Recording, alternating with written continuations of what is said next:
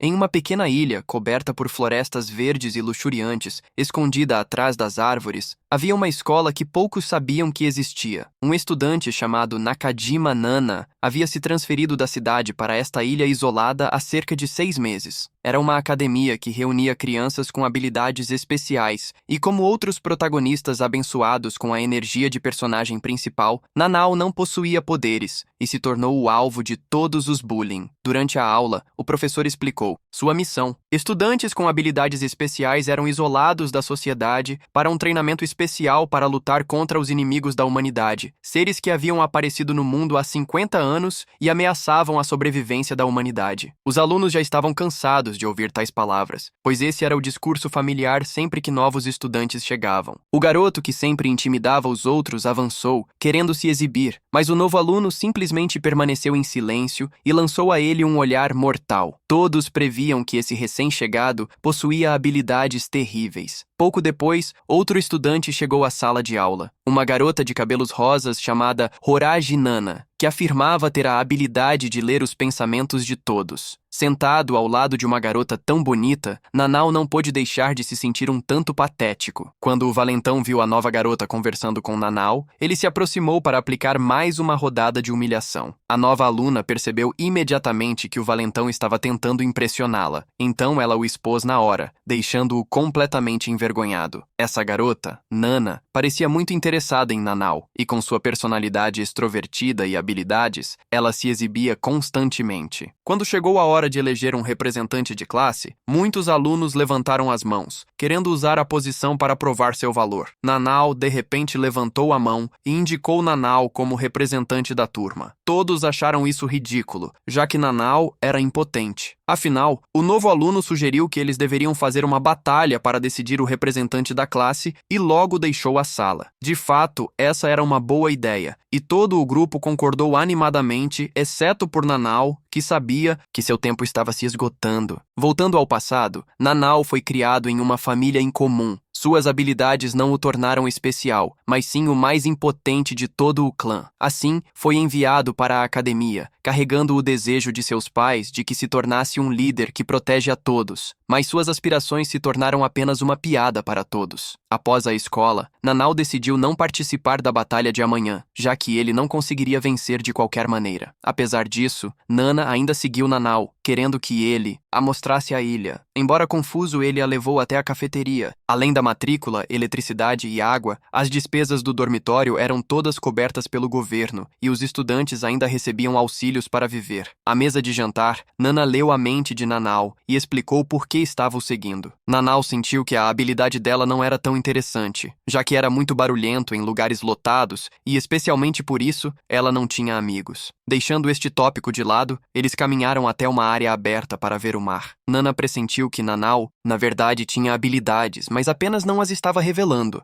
E agora ele acreditava que, já que aqueles capazes de lutar contra os inimigos da humanidade estavam reunidos nesta ilha, inevitavelmente atrairia a atenção e a vigilância dos inimigos. Então ele não queria se expor e ser eliminado por eles. Nana não estava prestes a acreditar nele, mas naquele momento, algo de repente se lançou em sua direção, fazendo-a cair do penhasco. Na escola, o novo aluno estava pesquisando informações sobre seus colegas de classe. De volta ao penhasco, Nana felizmente não caiu, pois era apenas uma rajada de vento. Os dois rapidamente retornaram ao dormitório. Nana ainda acreditava que Nanao era o mais adequado para a posição de representante da classe porque ele tinha um coração puro, enquanto os outros pareciam um tanto arrogantes. Nanao apenas escutava silenciosamente, enquanto Nana tentava convencê-lo. Quando ela mencionou seu pai, a atitude de Nanao mudou, afirmando que Nana não entendia nada e que ele veio aqui apenas para cumprir os desejos de seus pais. Nana queria dizer mais, mas Nanao já tinha retornado ao seu quarto, deitado em sua cama relembrando tudo. Nana sentiu-se um pouco suspeita em relação às intenções da nova garota e recordou seu passado novamente. como desde que começou a escola, seu pai sempre o forçou a se tornar representante da classe e cumprir deveres irracionais. Neste momento, Nana apareceu para devolver o relógio de pulso de Nanao. No dia seguinte, a batalha foi apenas entre o valentão Maguo e o garoto do gelo. O professor estabeleceu as regras para que usassem apenas os punhos para lutar. Os colegas assistiam empolgados à distância. Apesar de serem avisados, os dois imediatamente usaram suas habilidades para lutar assim que a partida começou. O resultado final foi a vitória do garoto do gelo, em meio aos gritos de felicidade de todos. Mago imediatamente ficou furioso e usou seu poder de fogo para atacar a todos. Justo quando as chamas estavam prestes a alcançar Nana e os outros, Nana não hesitou em correr para frente e usar sua habilidade para protegê-los disso. Finalmente aprendemos que Nana tinha a habilidade de anular os poderes dos outros, uma habilidade absolutamente de primeira linha. Após sua surpresa, os outros estudantes imediatamente se reuniram ao redor para agradecê-lo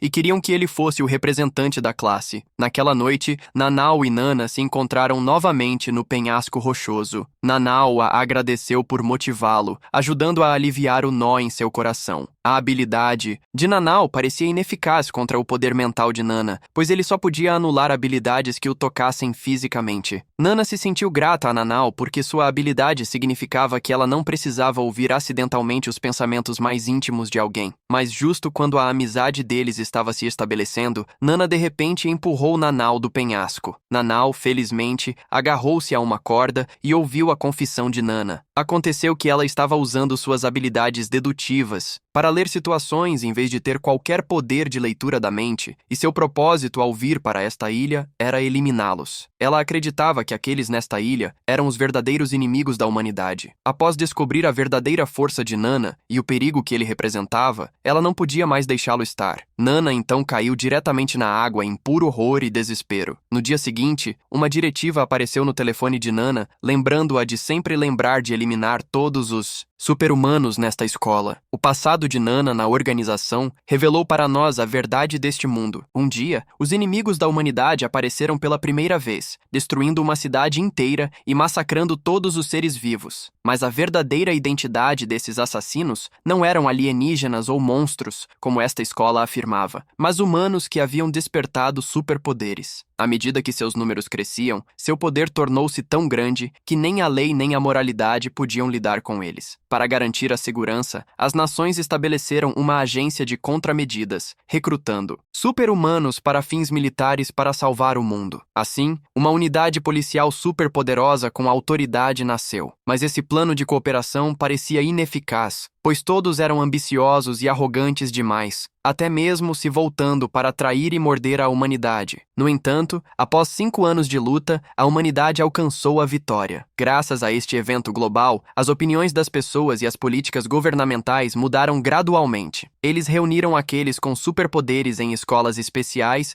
ou instalações de treinamento, usando a desculpa de lutar contra os inimigos da humanidade para treiná-los. Nana foi designada por seus superiores para eliminar secretamente esses indivíduos e garantir que os super-humanos não se unissem para derrotar pessoas sem poder, criando paz para o mundo. No dia seguinte, eles foram levados para fora para treinamento à beira do rio. Mago veio perguntar sobre Nana, já que ele não estava na aula, mas Nana fingiu não saber de nada. Neste momento, o colega Mikiru estava demonstrando medo em relação ao exercício de treinamento, enquanto outros alunos tinham suas próprias maneiras de passar pelo treinamento, principalmente usando superpoderes. Nana rapidamente focou em um novo alvo, o que tinha poderes de gelo. Vendo o perigo que essas pessoas representavam, ela se convenceu ainda mais do que havia ouvido e sentiu que o que estava fazendo era certo. Imediatamente, Nana se aproximou para fazer amizade com o menino do gelo, Corey, e com apenas algumas palavras elogiosas, ele já estava satisfeito consigo mesmo. Usando suas incríveis habilidades de observação, Nana avaliou que esse garoto tinha uma fraqueza, pois ele não conseguia congelar pessoas à vontade. Vendo todos discutindo sobre o desaparecimento de Nana, Nana pensou silenciosamente em maneiras de lidar com a situação, enquanto observava a classe inteira em silêncio. Ela encontrou outro, novo alvo. Outra pessoa perigosa apareceu na turma 1 com a habilidade de parar o tempo e também um colega com potencial oculto. Sem perder tempo, Nana fez amizade com Shibusawa na cantina, querendo continuar coletando informações desse estudante. Shibusawa explicou que sua habilidade era voltar no tempo e mudar o passado para levar a novos resultados no presente. Seu objetivo era erradicar completamente todo o mal deste mundo, e Nana só pôde sorrir internamente ao ouvir isso. Naquele momento, o novo aluno de cabelo branco apareceu de repente, sugerindo que Shibusawa usasse sua habilidade para investigar o desaparecimento de Nana. Parecia que esse cara já suspeitava de Nana, interrogando-a continuamente sobre ser a última pessoa com Nana antes que ela desaparecesse. Nana sentiu que Kyoya estava usando seu poder sobre ela, mas não conseguia provar. Ela rapidamente desviou a conversa sobre Nana, até fingindo usar superpoderes de leitura mental para desviar a suspeita para Kyoya. Mas sentindo que ele havia obtido as informações de que precisava, Kyoya rapidamente se virou e saiu da cantina após a sugestão. Shibusawa se levantou. Querendo encontrar Nanao, Nana começou voltando ao passado. No dormitório, Nana ficou em um canto observando e analisando. Ela percebeu que esse cara tinha algumas limitações em usar seu superpoder. Caso contrário, ele já teria descoberto que ela havia lidado com Nana. Nana decidiu como lidar com Shibusawa, começando por matá-lo quando ele não pudesse resistir. Caso contrário, ele poderia voltar ao passado para escapar e sua identidade seria exposta. Shibusawa poderia voltar no máximo um dia, e quanto mais longe ele fosse, mais exausto ele ficava. Voltar mais de 12 horas o deixaria quase esgotado. Ao retornar ao presente ouvindo isso, Nana se perguntou por que Shibusawa não conseguia ver todos os movimentos de Nana durante o dia ao voltar ao passado. Talvez esta também fosse uma fraqueza de seu superpoder. Usando sua habilidade mais uma vez para retornar ao passado, ele descobriu que o último local de Nanao era com Nana no penhasco, fazendo Nana se sentir ainda mais ameaçada. Então, Shibusawa mencionou outro aspecto de sua habilidade, que ele não poderia fazer contato visual ou ser visto por ninguém no passado. Após essa viagem, Shibusawa começou a suspeitar de Nana, e os dois se dirigiram ao local final para que Shibusawa pudesse usar sua habilidade bem no penhasco. Depois de um tempo, Shibusawa voltou, ofegante, dizendo que Nana havia notado sua presença. Assim, a memória havia mudado. Naquele dia, Nana havia visto Shibusawa e o forçou a voltar ao presente, após o qual ela matou Nana. Graças a isso, a criança não suspeitava mais de Nana, e ela rapidamente voltou com ele. Naquela noite, Nana silenciosamente encontrou uma pá e correu para o dormitório para contar algo a Shibusawa. Os dois imediatamente se apressaram na floresta, falando sobre como Nana havia sido atacada por um inimigo da humanidade. Segundo Nana, Nanao havia sido devorada sem deixar vestígios, e ela estava tão aterrorizada que não conseguiu fazer nada além de correr. Ela implorou continuamente a Shibusawa para voltar ao passado e salvar Nanao em nome da justiça. Shibusawa concordou imediatamente. No momento em que ele desapareceu, Nana abandonou sua atuação e silenciosamente usou a pá que havia encontrado para cavar um buraco no chão. Ela se dirigiu ao lago congelado, sentindo que seu plano havia dado certo. Shibusawa não sabia nadar, então ele se afogaria ali no dia 13, e no dia seguinte Cory congelaria o lago, significando que Shibusawa nunca saberia por que morreu, apenas que seu corpo estaria congelado ali para sempre. No dia seguinte, Nana voltou à aula como se nada tivesse acontecendo, passando por Kyoya. Nesse momento, Kyoya havia encontrado seu caminho até o penhasco em um dia chuvoso, e ao ver algo, ele imediatamente pulou para baixo. No dia seguinte na escola, já era o segundo dia desde o desaparecimento de Nana, e Shibusawa também estava ausente. Nana silenciosamente se lembrou de ser mais cuidadosa. Todos estavam discutindo sobre o novo aluno misterioso, Kyoya, até mesmo suspeitando secretamente que ele poderia ser um inimigo da humanidade que havia infiltrado suas fileiras. Nesse momento, Cory pediu a Nana para adivinhar no que ele estava pensando. Nana usou suas extraordinárias habilidades de observação para lembrar Cory de que, já que ele tinha uma namorada, não deveria se aproximar tanto de outras pessoas. Todos ficaram ainda mais admirados com sua habilidade de ler mentes.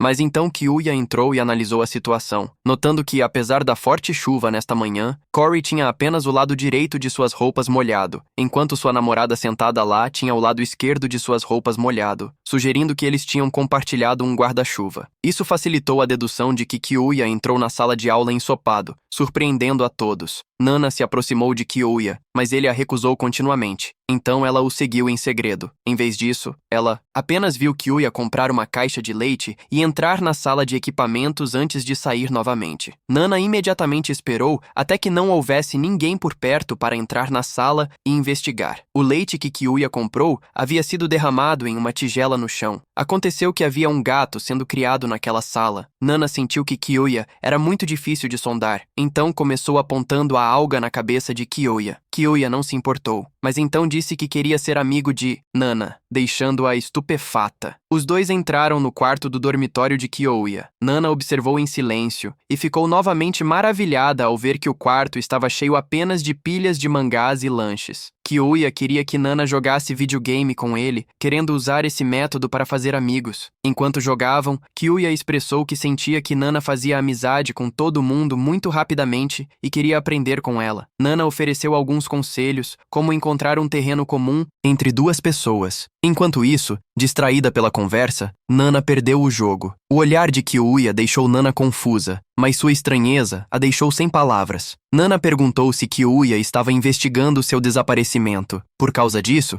Kyoya explicou que tinha uma irmã mais nova que havia vindo a esta ilha antes dele, e desde então desapareceu sem deixar rastros. Ele veio aqui para investigar esse assunto, e o desaparecimento de Nana, junto com a resposta silenciosa da escola, deixaram suspeito. Kyoya lembrou do que havia observado. Embora os super-humanos fossem supostamente tratados como tesouros, a escola apenas os treinava em assuntos triviais e deixava os alunos fazerem o que quisessem, o que deixou Kyoya em dúvida. Nana distraiu Kyoya com um volume de mangá, já tendo decidido seu próximo alvo, essa pessoa intrometida. Antes de sair, Kyoya de repente tirou o relógio de Nana, horrorizando-a. Kyoya pediu que Nana o acompanhasse de volta à cena do crime. Kyoya perguntou o que Nana tinha feito no dia 13, porque, segundo suas deduções, esse foi o dia em que Nana desapareceu, provavelmente após o término da escola. A corda de segurança havia sido cortada, e na água havia um relógio de pulso danificado parado às 6h10, fornecendo evidências suficientes para determinar o horário do desaparecimento. Nana fez de conta que não sabia de nada, explicando que havia se separado de Nana depois disso. Nana até direcionou a opinião pública sugerindo que Nana havia cometido suicídio. Kyoya, por outro lado, mantinha que Nana tinha sido assassinada, e deixar o relógio lá era sua maneira de buscar ajuda. Ele acreditava ainda que isso tinha sido feito por um inimigo da humanidade. Nana sentiu o perigo se aproximando, pois essa pessoa era um elemento muito mais perigoso do que Nana por 10.000 vezes. Kyoya queria reportar à escola e pediu que Nana o ajudasse a fazer isso. Nana imediatamente viu essa oportunidade de perguntar a Kyoya sobre sua habilidade, mas Kyoya a questionou, se perguntando por que alguém que poderia ler mentes precisaria fazer tal pergunta. Vendo a pessoa diante dela se tornando suspeita, Nana estava prestes a fazer algo, mas Kyoya afastou suas suspeitas sobre ela. No dia seguinte, Nana enviou um pedido aos seus superiores querendo aprender sobre todas as habilidades dos estudantes.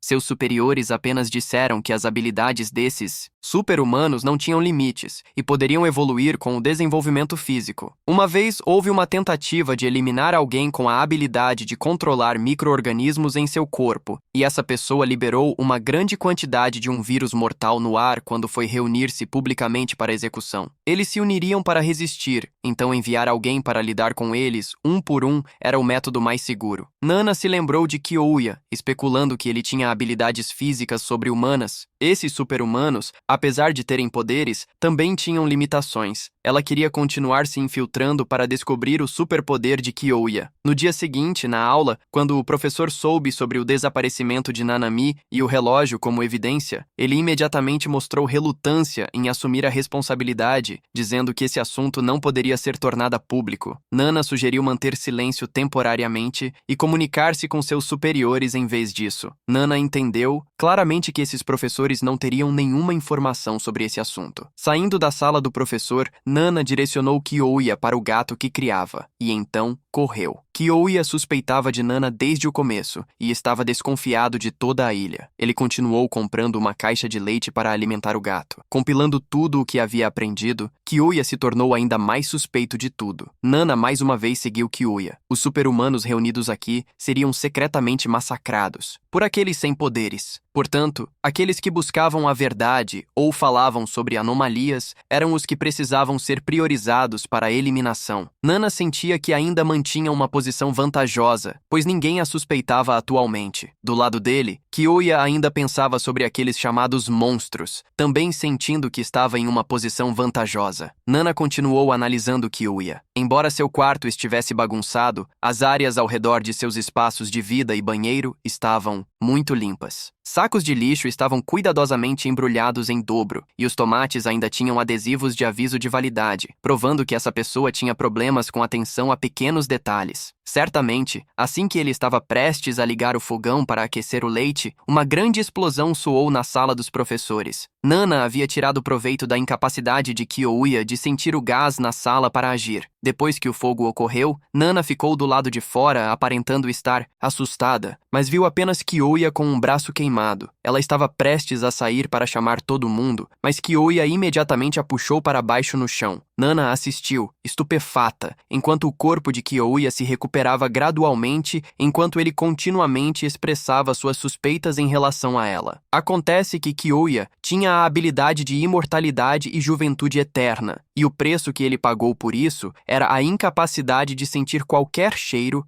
Apesar de estar cheia de suspeitas, Nana apenas disse que eram amigos. Então todas aquelas suspeitas eram apenas coincidências, certo? Nana então sorriu ao assistir Kyoya sair, determinada a encontrar a fraqueza de Kyoya. Outro novo dia chegou, e Nana escutou silenciosamente Kyoya falar sobre o incêndio na sala de equipamentos. Kyoya não disse muito, apenas mencionou novamente o desaparecimento de Nanase, como se não quisesse que ninguém esquecesse. Todos realmente começaram a ter dúvidas, já que as pessoas desaparecidas não eram apenas Nanao, mas também Shibusawa. Depois de falhar com Kyoya, Nanao o fez insistir que tinha sido atacado por um inimigo da humanidade. A morte de Nanako também não poderia ser abafada para sempre. Ela queria tomar sua próxima ação, mas também precisava encontrar uma forma de passar pelos olhos vigilantes de Kyoya. Naquele momento, os alunos correram animadamente, dizendo que Mikaru havia recebido uma carta de amor. Sua amiga leu a carta em voz alta, para todos, e Nana amaldiçoou silenciosamente a todos como um bando de tolos sem tato. Mikaru então notou a ferida na perna de Nana, uma consequência de ter sido puxada para baixo por Kyoya no dia anterior. Naquele momento, a garota de repente se aproximou e lambeu a ferida de Nana, a deixando atordoada. Pelo que os outros disseram, aprendemos que essa garota, Mikaru, tinha a habilidade de curar feridas, e o preço que ela pagava era uma vida encurtada. Nana foi ao banheiro para compilar dados sobre Mikaru. Embora ser capaz de curar as feridas dos outros pudesse ser considerado algo bom, um monstro ainda era um monstro. Essa habilidade de cura afetava muito seu processo de purgação, então ainda precisava eliminá-la cedo. Assim que Nana saiu do banheiro, encontrou Kyoya. Nana percebeu que aquela pessoa a estava seguindo. Do outro lado, Mikaru estava parada no jardim da escola, esperando pela pessoa que tinha escrito a carta de amor. Nana também apareceu ali naquele momento, revelando que ninguém viria porque aquilo era apenas uma brincadeira daqueles amigos cruéis. As duas garotas imediatamente correram embora. Nana lembrou a Mikaru que ela estava sendo intimidada por eles. Ao observar a carta de amor, Nana percebeu que essas duas amigas escreveram deliberadamente com o verdadeiro conteúdo, sendo que Mikaru era uma idiota. Só então, Mikaru derramou lágrimas, entristecida por ter considerado elas amigas. No entanto, ela ainda agradeceu a Nana por avisá-la. Graças a isso, Nana teve mais uma oportunidade de fazer amizade com Mikaru, sem saber que Kyoya estava assistindo a tudo de cima. Após a refeição, Mikaru e Nana rapidamente se tornaram amigas próximas. Voltando para seu quarto, Nana resumiu que Mikaru era uma pessoa com uma personalidade parecida com a de um cachorrinho que curava os outros lambendo suas feridas, internas ou externas. Essa garota também poderia se curar, exceto que a cura era limitada à área que era lamida. Com isso, Nana encontrou sua abordagem para lidar com Mikaru. Ela atacaria por trás. Assim que Nana saiu de seu quarto, viu Kyoya sentado do lado de fora, dizendo que queria protegê-la dos inimigos da humanidade. Se fosse esse o caso, como Nana poderia agir? Mas Kyoya teimosamente insistiu em ficar do lado de fora, então ela só pôde voltar para seu quarto. Kyoya rapidamente suspeitou de Nana mais uma vez, e logo percebeu o truque daquela pessoa.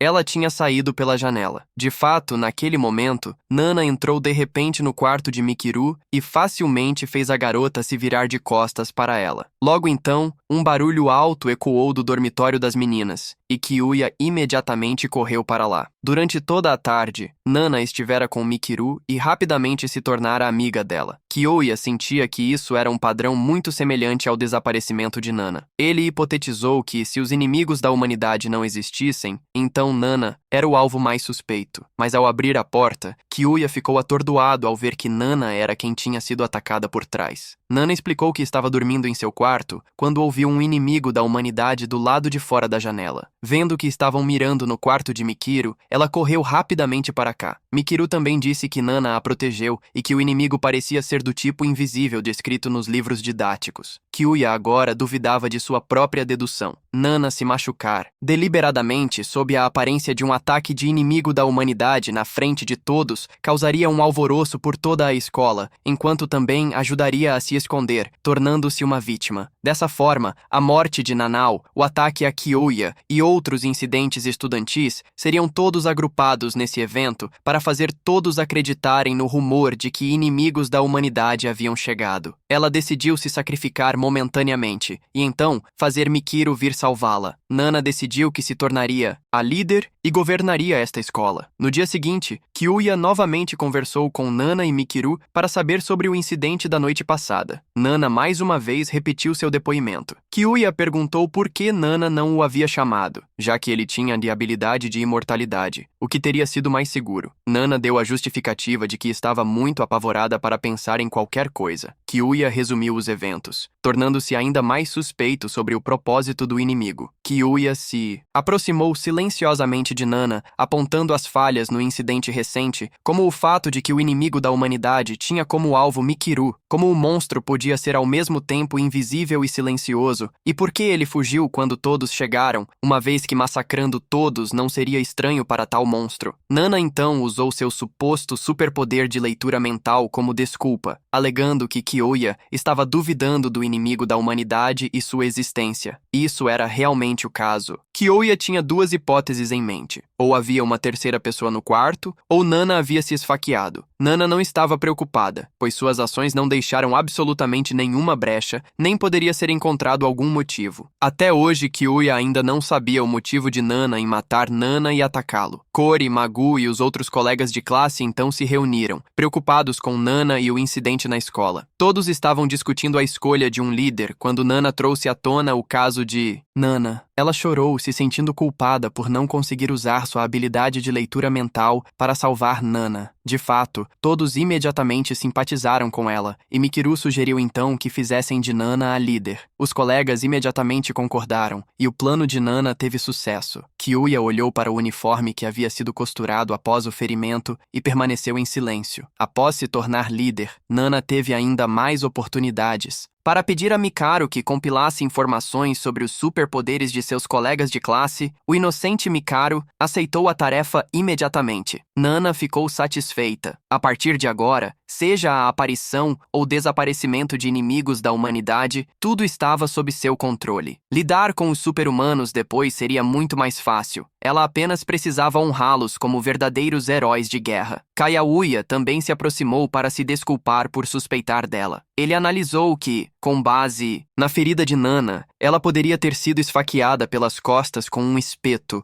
uma chave de fenda ou um cinzel, mas Nana redirecionou facilmente a arma para a garra de um monstro. Ela também percebeu que não poderia mais usar aquele cinzel, pois isso despertaria suspeitas entre essas pessoas. Naquela noite, Nana saiu para coletar algum tipo de solo e depois o transformou em comida. No dormitório dos meninos, Kaeya jogava games enquanto compilava a situação. Se a arma fosse um cinzel ou um espeto, poderia facilmente ser escondida dentro das roupas. Nana provavelmente havia encenado o esfaqueamento porque tinha Migeru, que poderia curar, e então fingiu ser uma vítima para assumir o controle e matar todos. Embora Kiouya estivesse no caminho certo, ele não tinha evidências concretas. Do outro lado, Nana havia criado um novo veneno, querendo eliminar Kyoya. Ela estava confiante de que, enquanto não fosse descoberta no local, sempre permaneceria inocente e nunca seria exposta. Justo, quando Nana voltou para o dormitório, encontrou um colega loiro chamado Adadera. O jovem revelou que tinha a habilidade de ver o futuro. Ele puxou diretamente uma foto, mostrando a ele sendo morto por Nana em um quarto. Nana ficou atordoada com a situação atual, mas ainda assim, agiu normalmente enquanto analisava a foto. Aquele quarto era o sala de equipamentos, e o horário em que ela faria isso seria às 10 da noite. Sem muitas palavras, Adadera puxou Nana para a cantina da escola. Apesar de já ser tarde da noite, a vendedora ainda a mantinha aberta devido à sua atitude descontraída. Sentando-se à mesa, Adadera se apresentou como um ex-prodígio. Anos atrás, ele recebeu uma foto de si mesmo tirando 0 em um teste, então estudou arduamente para evitar aquele futuro, mas o resultado foi que ele adoeceu gravemente e não pôde participar do exame perfeitamente. Adadera explicou que o futuro era algo que não poderia ser mudado. Ele até puxou uma foto de Nana recebendo uma tigela de macarrão soba jogado em seu rosto assim que a vendedora trouxe os noodles. Nana tentou mudar para katsudon, mas assim que a vendedora se virou para ir embora, ela tropeçou e caiu, e a tigela de macarrão soba ainda respingou na cabeça de Nana, exatamente como na foto. Nana perguntou o que Adadera queria. Adadera então puxou uma foto de Nana empurrando Nanako do penhasco. A situação agora havia mudado completamente. Acontece que Adadera havia obtido essa foto desde o dia em que ela se transferiu para cá. Só agora Nana entendia por que ele não havia tornado a foto pública e exposto tudo. Ela imediatamente atuou assustada, não querendo tornar público por medo de assustar a todos. Era exatamente isso que Adadera estava esperando, e ele imediatamente exigiu um ato de extorsão. Nana percebeu que esse loiro arrogante era alguém sem amigos.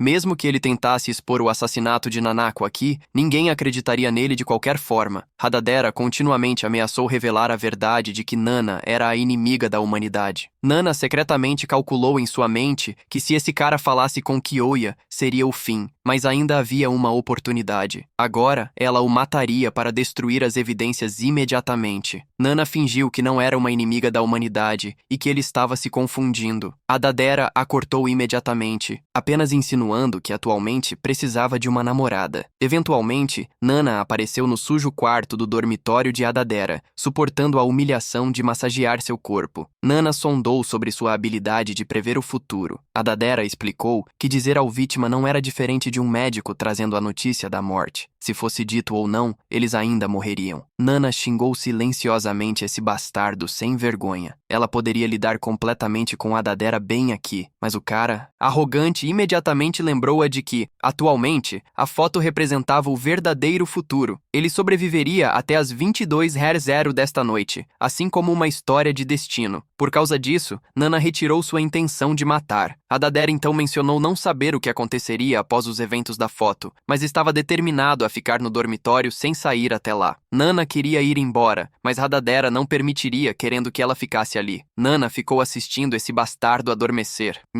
Sua mão estava à câmera com a capacidade de prever o futuro. A noite caiu, e naquele momento, a câmera produziu uma nova foto. Nana percebeu que a habilidade de Adadera era prever o futuro passivamente, aparecendo apenas em sonhos e incapaz de controlar qual futuro via. Depois de descobrir que seria atacado, ele tentou ver o que ela faria depois de atacá-lo. Entre as fotos havia uma que deixou Nana atônita, e ela imediatamente a escondeu em seu corpo. Enquanto Adadera dormia, Nana pegou a câmera para experimentar, mas em suas mãos, ela se tornou apenas uma câmera comum. Assim, a habilidade de prever o futuro residia inteiramente em Adadera, e todas as fotos antigas dela estariam armazenadas nela. Nana se perguntou se, destruindo essa câmera, poderia mudar o destino. Na manhã seguinte, assim que Adadera acordou, ele recebeu a pergunta de Nana sobre se as fotos algum dia falharam em refletir a verdade. Adadera desistiu de tentar responder. Ele não sabia quando os eventos nas fotos ocorreriam. Então, enquanto ele evitasse a academia às 22h00 desta noite, estaria bem. Nana recordou a foto. Com base na forma da lua, era muito provável que fosse essa noite. Adadera, sem prestar atenção, ordenou continuamente que Nana limpasse o quarto. Enquanto limpava, Nana pensou em Kyoya encontrando seu caminho até ali.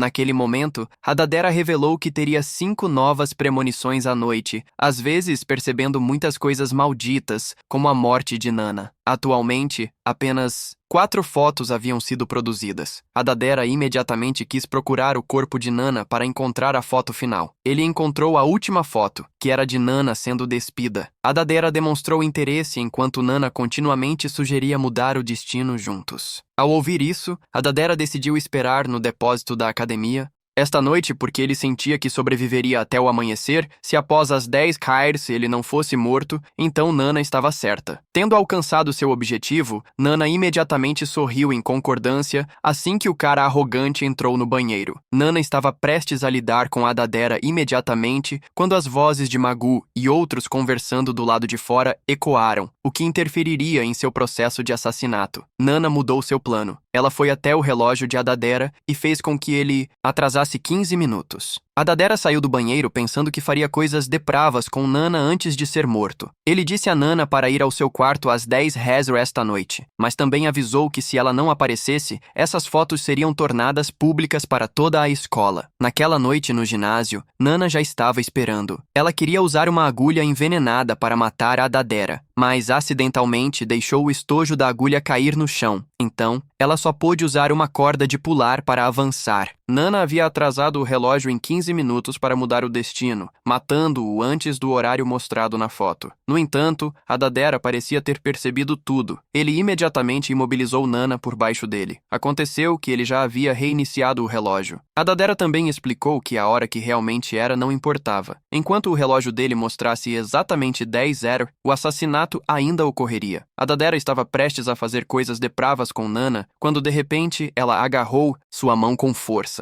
Acontece que antes Hadadera havia empurrado Nana bem ao lado de onde ela deixara o estojo da agulha, o que lhe deu a oportunidade de agir. Só então Nana explicou sobre a 5ª foto. Quando Hadadera decidiu ficar em casa, Nana imediatamente pensou em criar uma cena como na foto para atraí-lo a baixar a guarda e vir até aqui. Era apenas um selfie. Nesse momento, as luzes da sala se acenderam de repente e a 5ª foto foi finalmente revelada. Acontece que no futuro, essa cena foi testemunhada por Kyoya e Mikiro. Diante deles, Nana imediatamente fez um novo ato, parecendo assustada e exigindo que Mikiro salvasse Hadadera rapidamente. O santo Mikiro correu imediatamente para salvar o cara. Acontece que toda a manhã, Hadadera havia falado sobre Nana sendo sua namorada, fazendo Kyoya e Mikiro se preocuparem o suficiente para vir verificar. Kyoya puxou uma foto de previsão futura justo quando Nana pensou que estava prestes a ser exposta. Felizmente, a foto que Kyoya recebeu foi a que ela havia tirado. Como Hadadera estava completamente morto, Mikiro não pôde curá-lo. Kyoya apenas encontrou essa foto junto com a foto de Nana, levando soba espirrada em seu rosto, mas sua atitude o deixou suspeito. Nana imediatamente explicou que Hadadera estava extorquindo sexualmente ela, mostrando fotos dela no banheiro e até mais depravas relativas ao assassinato de Hadadera. Ela insistiu que não era culpa dela. Mikiro também não conseguiu encontrar nenhum hematoma em seu corpo, sugerindo que o cara tinha alguma doença ou foi atacado por um inimigo da humanidade. O ingênuo Mikiro bloqueou a linha de raciocínio de Kyoya enquanto também criava condições para Nana escapar da culpa. Nana recordou as conquistas que havia alcançado, apenas sentindo que esses super-humanos, na verdade, eram apenas assim. Kyoya observou em silêncio Nana sair da sala de equipamentos. Ela rapidamente voltou para o dormitório de Hadadera,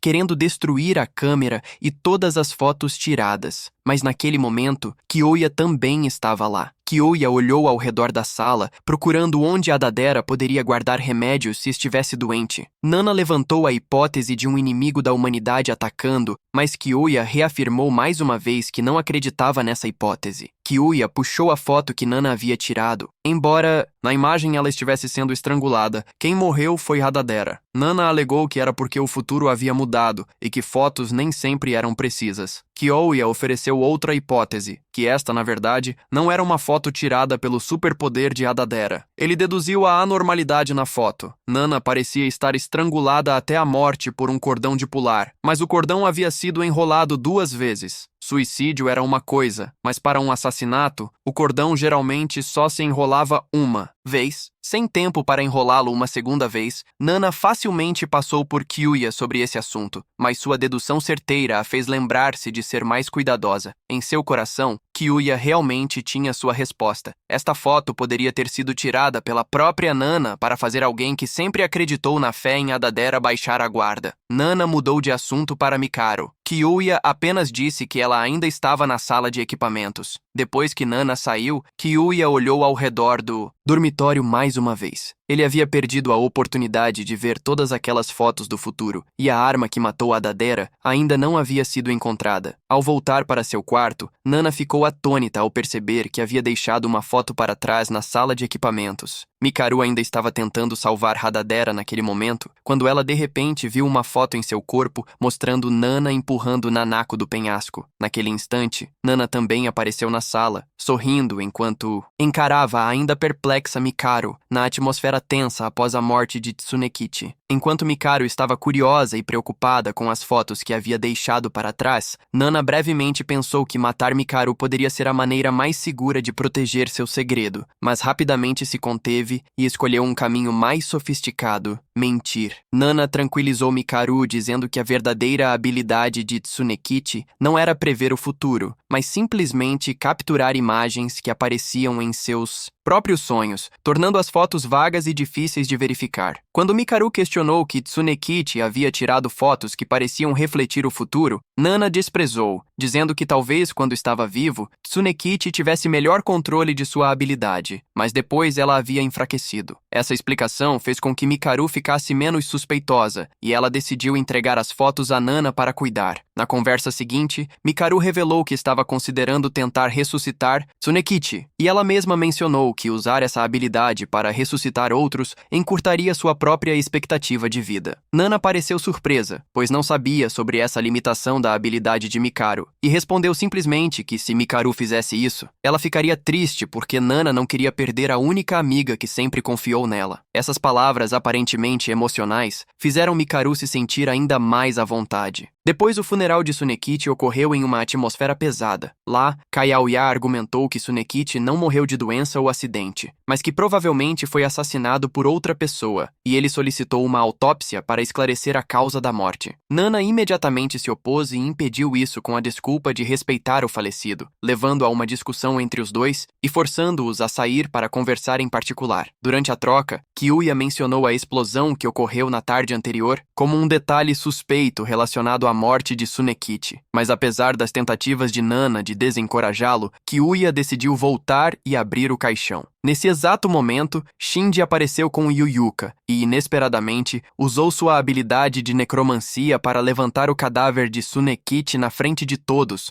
horrorizando todos os estudantes ao ver um cadáver controlado. Enquanto isso, Yuyuka rapidamente se levantou para defender Shinji, afirmando que ele não era uma má pessoa e que apenas queria provar sua habilidade. Este incidente não apenas jogou toda a classe em pânico, mas também fez Nana perceber que a existência de Shinji era uma grande ameaça ao seu plano. Depois, Nana começou a observar secretamente o relacionamento entre Shinji e Yuyuka, e gradualmente percebeu que havia muitas anomalias escondidas atrás desse casal. Na manhã seguinte, ao ir para a escola, Nana perguntou a Yuyuka onde estava Shinji, e recebeu a resposta de que Shinji não costumava ir às aulas e provavelmente estava dormindo no dormitório. Na conversa seguinte, Nana expressou surpresa pela habilidade de Shinji, mas Yuyuka minimizou, dizendo que era apenas algo que ele usava para se exibir e que não valia a pena se preocupar. Quando a noite caiu, Nana continuou a segui-los e foi descoberta por Kai Aoya, forçando ambos a se revelarem. Então, Shinji e Yuyuka também apareceram, e os quatro conversaram juntos. Shinji mencionou a habilidade de imortalidade de Kai Aoya e expressou seu desejo de tentar usar sua técnica de controle de cadáveres nele, mas Kai Aoya respondeu friamente que talvez ele precisasse morrer primeiro. Então, Shinji saiu, deixando Yuyuka para contar a Nana e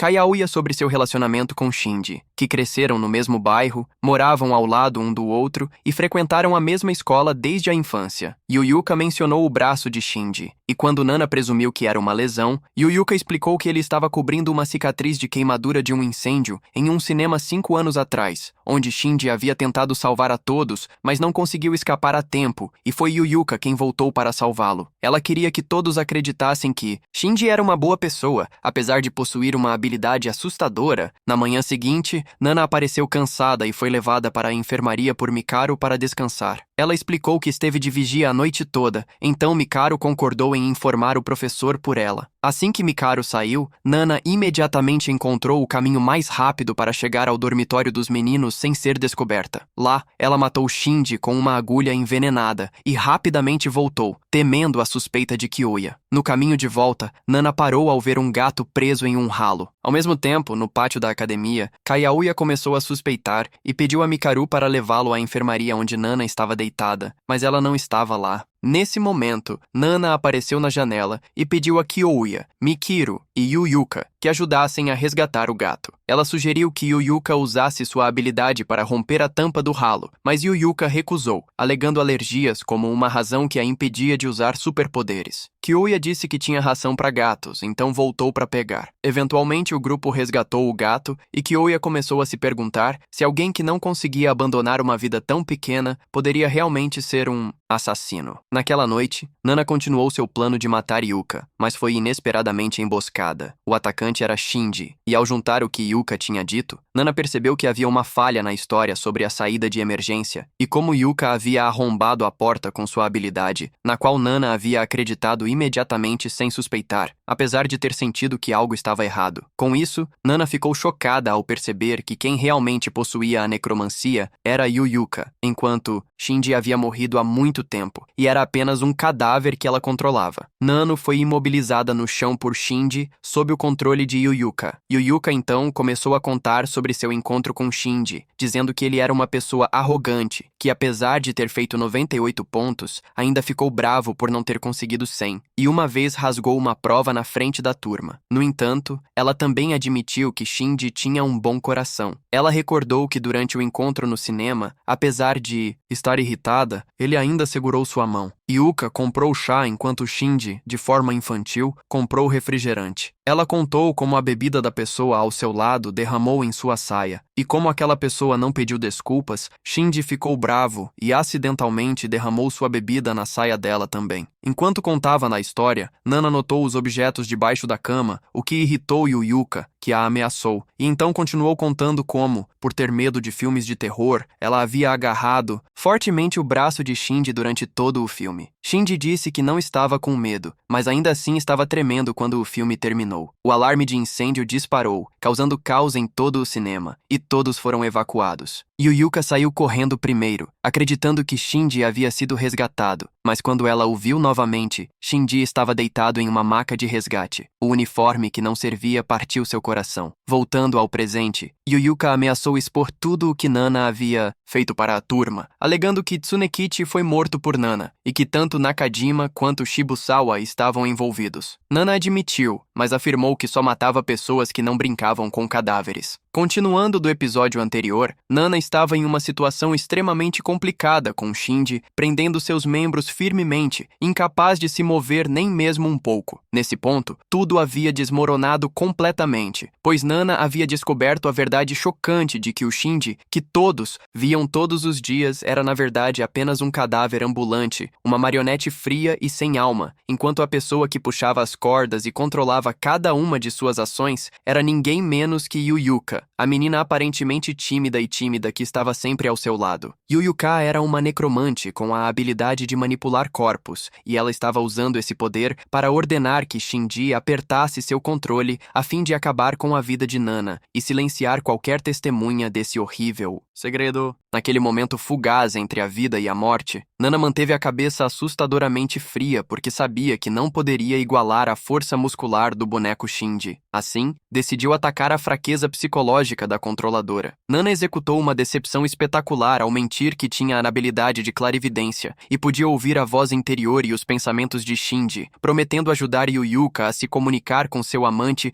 se Yuyuka poupasse sua vida. Yuyuka, que amava Shinji de maneira cega e Obsessiva enquanto sempre desejava ouvir a voz de seu amante, imediatamente vacilou diante dessa oferta tentadora. No momento em que Yuyuka abaixou a guarda e sinalizou para Shinji afrouxar seu aperto, Nana imediatamente se desvencilhou e correu desesperadamente para a noite negra em busca de uma forma de sobreviver. Ao perceber que havia sido dolorosamente enganada, Yuyuka entrou em fúria e, junto com o boneco Shinji, perseguiu Nana, criando uma perseguição sem fôlego pela densa e sombria floresta. Enquanto corria por sua vida e desvia dos ataques por trás, Nana nunca parou de observar em busca da fraqueza de sua oponente. Ela gritou de volta, perguntando sobre o colar brilhante que Yuyuka usava ao redor do pescoço, e Yuyuka, em seu estado exaltado, confirmou confiantemente que era o importante meio que a ajudava a realizar necromancia. Memorizar isso, Nana decidiu realizar um teste ousado e arriscado, virando-se de repente e fingindo se lançar diretamente sobre Yuyuka com emoção, como se tentasse agarrar aquele colar. Yuyuka reagiu rapidamente e desviou da tentativa de Nana, mas naquele segundo, um reflexo natural inconsciente traiu tudo. Em vez de levantar a mão para proteger o colar que acabara de afirmar ser importante, Yuyuka apressadamente pressionou a mão contra o bolso de trás. Essa pequena ação não escapou de Nana, pois confirmou com certeza que o colar era apenas uma isca para desviar a atenção, enquanto o verdadeiro objeto de controle estava seguro no bolso da necromante. Sem revelar que havia percebido a fraqueza de sua oponente, Nana continuou correndo para o fundo da floresta, mas a situação piorou quando descobriu que estava cercada. Das sombras das árvores, inúmeras figuras obscuras surgiram para bloquear seu caminho, e eram cadáveres ressecados de vítimas infelizes que há muito haviam perecido nesta ilha, agora despertados pelo poder de Yuyuka para se juntarem à caça. Encurralada pelos numerosos mortos-vivos, Nana não teve escolha a não ser correr para uma casa abandonada próxima para fazer sua defesa. Ironia do destino, mesmo dentro daquela casa decrépita, havia corpos aguardando, forçando Nana a se encurralar com a morte aparentemente iminente, enquanto as frias mãos dos mortos-vivos estavam prestes a tocá-la. Mas no momento mais desesperado, um raio de esperança surgiu no horizonte enquanto a aurora começava a romper. A luz do sol era o inimigo natural da necromancia, então quando os primeiros raios penetraram pelas fendas nas paredes de madeira, os mortos-vivos, incluindo Shinji, imediatamente colapsaram e voltaram a ser corpos inofensivos e imóveis. Yuyuka estava na porta, rangendo os dentes de frustração porque não podia agir agora que a luz do dia havia chegado e seu poder estava neutralizado. Não disposta a deixar Nana escapar, decidiu mudar seu plano trancafiando Nana bem dentro daquela casa abandonada. Ela fechou a porta e lá dentro, Nana deliberadamente criou barulhos altos,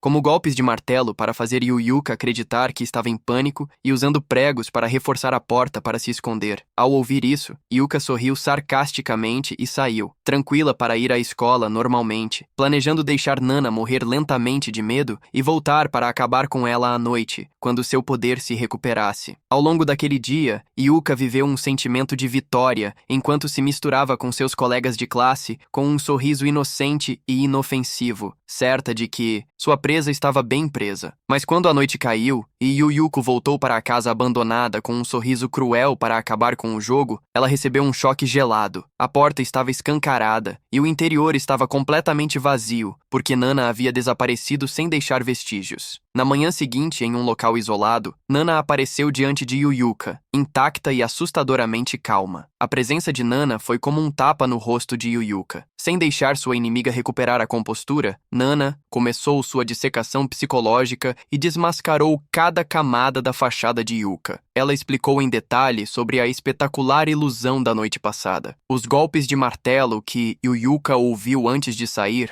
não eram, na verdade, Nana em pânico pregando a porta, como ela pensou erroneamente, mas sim o som de Nana usando calmamente ferramentas encontradas na casa de armazenamento para remover cada prego e tirar as tábuas de madeira. Nana havia enganado a audição e as suposições subjetivas de Yuyuka, fazendo a caçadora sair confiantemente sem verificar novamente, dando a Nana a oportunidade de escapar facilmente. Logo depois, Nana desferiu o golpe decisivo apontando direto para o bolso de Yuyuka e expondo o segredo do objeto controlador. assustador. Ela relembrou o momento na floresta quando sua tentativa frustrada de agarrar havia acionado o reflexo protetor de Yuka, confirmando que o objeto que controlava Shinji não era uma magia avançada, mas sim um pedaço de papel de teste manchado com sangue ou DNA de Shinji que Yuka tinha cuidadosamente escondido em seu bolso. Cada um dos argumentos cortantes de Nana era como uma faca penetrando profundamente na mente em pânico de Yuka, despindo a nua verdade sobre o relacionamento distorcido entre ela e Shinji. Sob a imensa pressão psicológica que Nana criou, combinada com a revelação de seu maior segredo da vida, Yuka gradualmente perdeu o controle e gritou. Então confessou seu crime em sua fúria. Yuka admitiu que Shinji nunca a amou, mas sim que ele a odiava e desprezava seu comportamento pegajoso e o amor sufocante e obsessivo que ela lhe dava. Shinji queria terminar e escapar dela. Então, incapaz de aceitar essa verdade com sua mentalidade possessiva extrema, Yuka matou aquele que amava para mantê-lo ao seu lado para sempre e o transformou em um fantoche obediente que nunca poderia recusar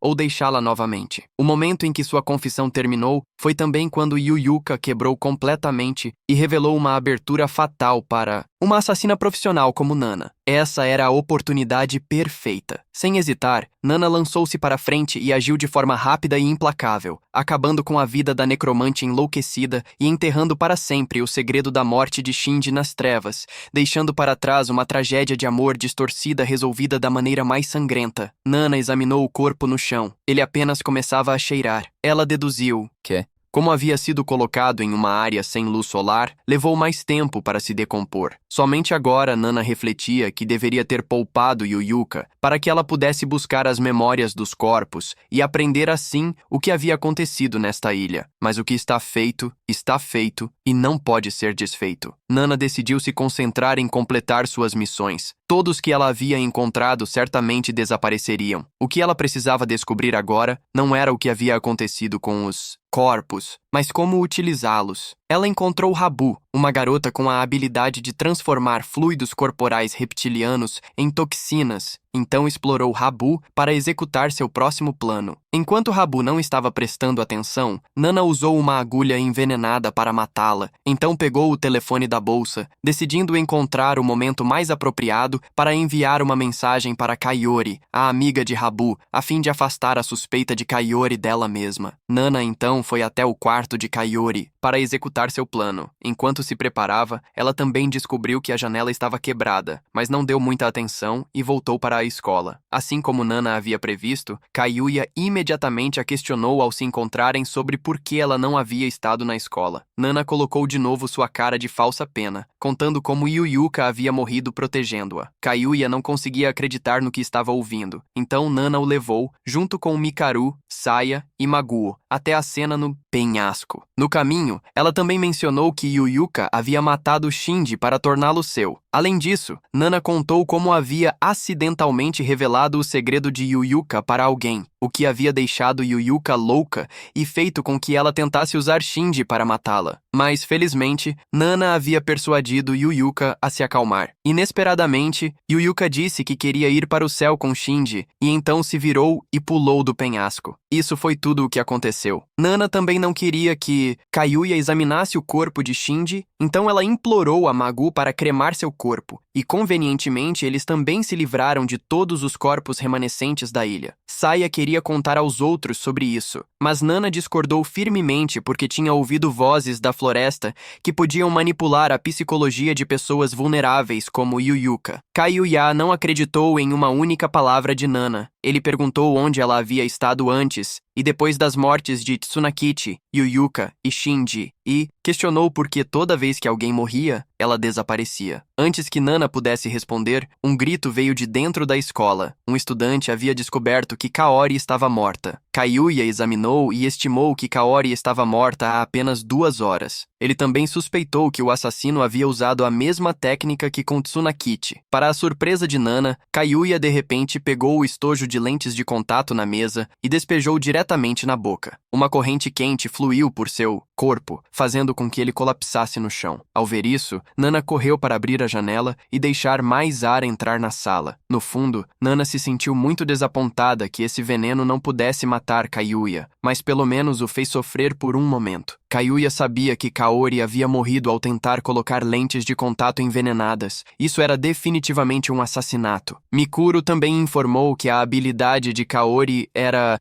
teletransporte instantâneo a curta distância. Kyoya imediatamente suspeitou que Nana havia se infiltrado no quarto e envenenado as lentes porque ela havia estado ausente naquela manhã, mas ele não tinha provas, então não podia acusá-la formalmente. Nana também redirecionou a suspeita para Habu, amiga próxima de Kayori, que tinha a habilidade de transformar sua saliva em veneno. Ao ouvir isso, Kyoya não interrogou mais, mas concluiu diretamente que Habu era a culpada. Ele searched everywhere, but couldn't find her. Nana sugeriu que talvez Habu também estivesse possuída pelas vozes da floresta, então Kyoya concluiu que Habu provavelmente havia morrido como Yuyuka. Ao mesmo tempo, Nana sabia que Kyoya a suspeitava, pois anteriormente ela havia aberto a janela descuidadamente pelo lado direito, o que era muito anormal, já que as pessoas tendem a abrir primeiro pelo lado esquerdo. A única possibilidade para Nana ter feito isso era que ela já havia estado ali antes, e sabia que a parte esquerda da janela estava quebrada e não podia ser aberta. Ela decidiu se defender dizendo que havia vindo aqui uma vez para falar sobre os incidentes de bullying de Kaori. Ao ouvir Nana sendo acusada, Mikeru não aguentou e se adiantou para defendê-la, apresentando as mensagens de texto entre Kayori e Habu. A última mensagem foi às 15 horas, quando Nana estava com eles. Mas ao ouvir isso, Kyoya sabia que Nana era a culpada. Ele contou todas as suas deduções para os outros. Nesta manhã, Nana havia matado Habu, depois colocou o estojo de lentes de contato no quarto de Kaori e então veio casualmente para a aula. Os corpos que ela havia pedido a Maguo para cremarem naquela tarde também incluíam o corpo de Habu misturado entre eles. A cremação também a ajudou a enganar a todos para destruir evidências, que era o telefone que ela havia roubado de Habu. Todos sabiam que Habu e Kayori eram amigas que conheciam bem as habilidades umas das outras. Ter as lentes de contato devolvidas poderia deixar Kayori suspeita e não usá-las, então ela precisava enviar uma mensagem à tarde para fazer Kayori confiar nelas, sem suspeitas. Aquele telefone certamente ainda estava com Nana, pois Kyoya não tirou os olhos dela desde a tarde. Assim que ele terminou de falar, enfiou a mão no bolso de Nana para procurar. Kyoya vasculhou as roupas de Nana procurando provas de seus assassinatos na frente de todos. Apesar da interrogação de todos, muito zangados, atualmente não havia evidências provando que Nana era a assassina. Nana secretamente suspirou aliviada ao executar seu método de assassinato, sem saber como se livrar das evidências do contato com o telefone de Habu para máxima segurança. Depois de colocar as lentes de contato na mesa de Kayori, ela planejou deixar uma mensagem, então se livrar do telefone bem antes de se encontrar com o grupo de Kyoya. Mas isso também seria problemático, porque se Kaori não morresse enquanto estava com Kyoya, ela seria imediatamente suspeita. Além disso, o corpo de Habu havia sido descoberto misturado entre os zumbis, então deixar o telefone ali seria irracional. A segunda opção que ela usou foi exatamente como Kyoya deduziu: manter o telefone com ela, enviar a mensagem quando eles não estivessem prestando atenção e então rapidamente jogar o telefone perto da pilha de corpos. Se ela conseguisse enganar Kyoya, isso seria bom o suficiente. Kyoya também sentiu secretamente que poderia ter deixado Nana escapar inadvertidamente do status de suspeita. Ele se lembrou de que não havia dado a Nana nenhuma oportunidade de jogar o telefone fora. A última mensagem de Habu foi enviada às 3 da tarde, e dentro desse intervalo de tempo, o telefone ainda estava nas mãos de Nana. Então, como ela o dispôs? Nana escolheu a terceira opção. Naquele terreno, a luz do sol podia atingir diretamente o zumbi. Quando o dedo colocado no sensor tátil se decompusesse, ele pressionaria o botão de envio, fazendo a mensagem ser enviada. Embora esse método fosse muito arriscado, sem mencionar variáveis externas como insetos ou animais, além da probabilidade de ser suspeitada por Kayauya, ainda assim,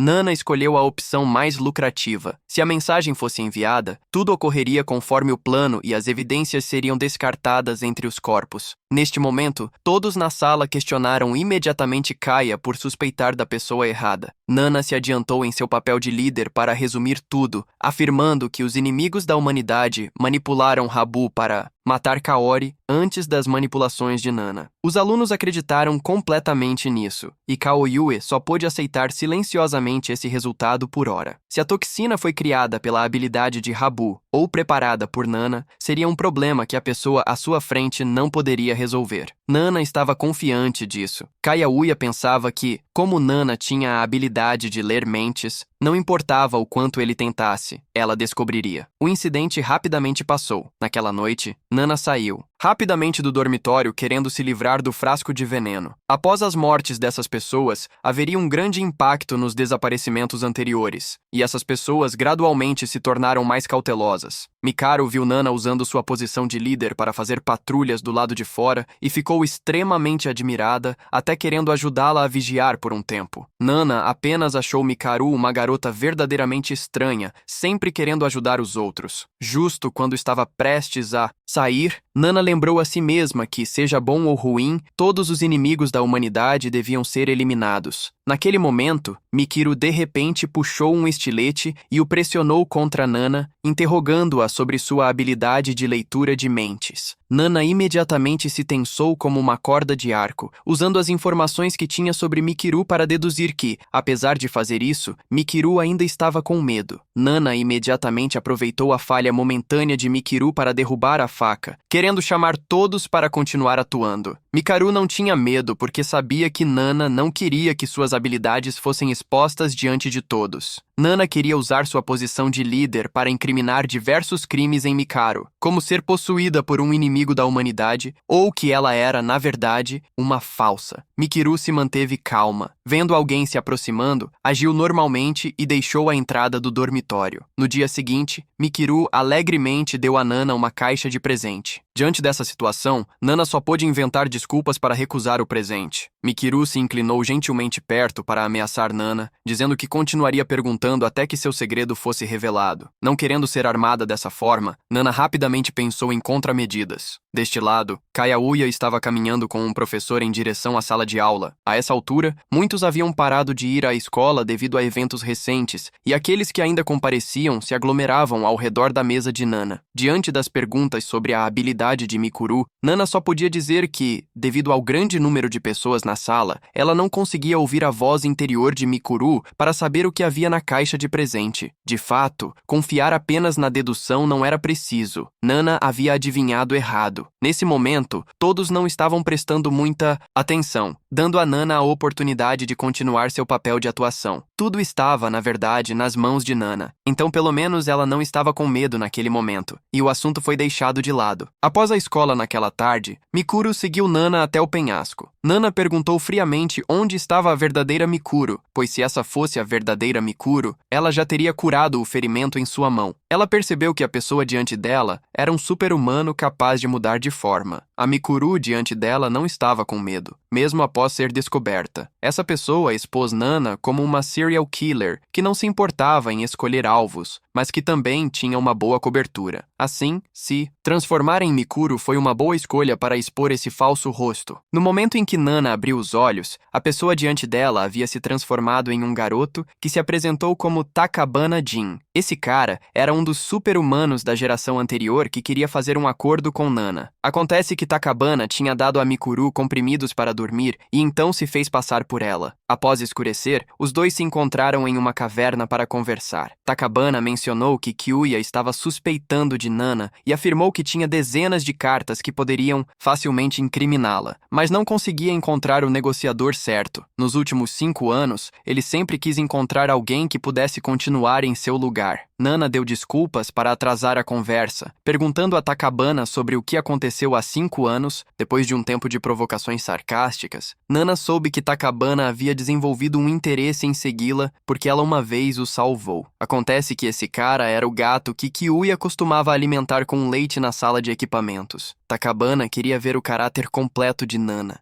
Então decidiu mostrar um pouco de sinceridade aparecendo no dormitório. Kiuya estava revirando pilhas de livros em seu quarto para aprender sobre o tipo de veneno que matou Kaori. Ele ainda estava cheio de desconfiança em relação a Nana. De volta à floresta, Takabana contou a história da escola de 5 anos atrás, quando os super-humanos de repente começaram a se matar. Primeiro, alguém com habilidades semelhantes às de Nana desapareceu repentinamente. O assassino era uma garota que queria provar que era a mais forte. Então, essa garota também desapareceu. Um a um, eles foram assassinados, transformando a situação da sala em hostilidade mútua. A casa abandonada na ilha, onde Takabana e Nana estavam sentados, era um dos esconderijos de diferentes grupos de usuários de habilidades. A escola rapidamente se retirou diante da situação. Naquele momento, Takabana havia usado sua habilidade para se transformar em um pássaro e voar de volta para o continente. Mas quando ele voltou para ver sua avó, todos pensaram que ele havia se sacrificado lutando contra os inimigos da humanidade. Algumas pessoas pareciam até insatisfeitas com sua existência. Então ele voltou quando já não havia mais alunos na escola. A escola começou a recrutar novamente.